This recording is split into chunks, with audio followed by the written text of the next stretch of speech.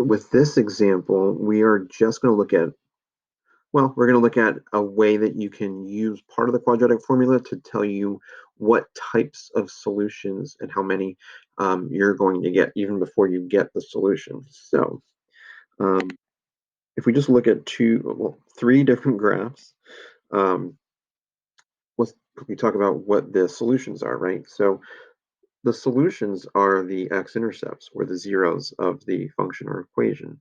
So it's where they cross the x-axis. So the one on the left crosses it twice, so there's two solutions.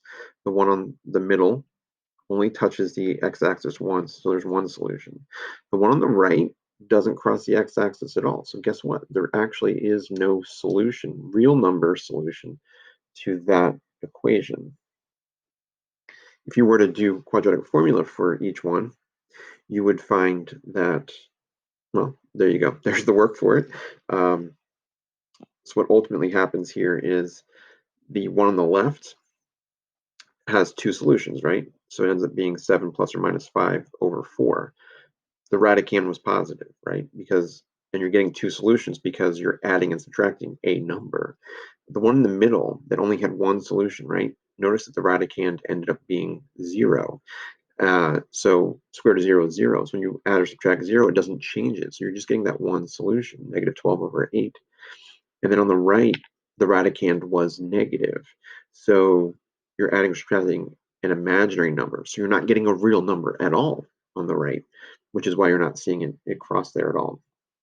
So again, the graph on the left had two x-intercepts and two solutions with quadratic formula.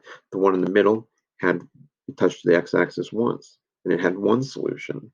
The one on the right didn't touch it at all, and it didn't have any real solutions. It has two imaginary solutions, but no real solutions, okay? So that number under the radical is considered the discriminant. And if the discriminant, and here's the rule, right? And this is what we just saw in that example, is a rule that would follow for everything. If that b squared minus 4ac is greater than 0, you're going to get two solutions, two real solutions. If b squared minus 4ac is exactly 0, you're going to get one solution. If b squared minus 4ac is negative, you're going to get no real solutions, two imaginary solutions. All right, and then that number can tell you exactly which category you're going to be in. So for these two examples here, we're going to only answer. It's not asking for the solution, it's asking for what types of solutions you're going to get. So we're only going to do the discriminant part of the quadratic formula here, and that will tell us what it is. Again, we're not solving the whole thing.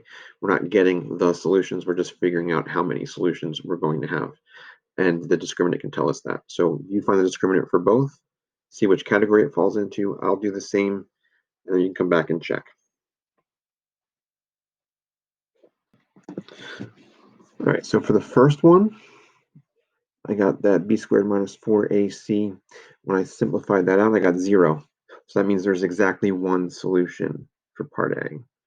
For part B, I got negative 13. Doesn't matter that it's exactly negative 13. It matters that it's a negative number. The fact that it's negative is why you're going to get 0 real and 2 imaginary solutions. All right, let's take a look at the next example.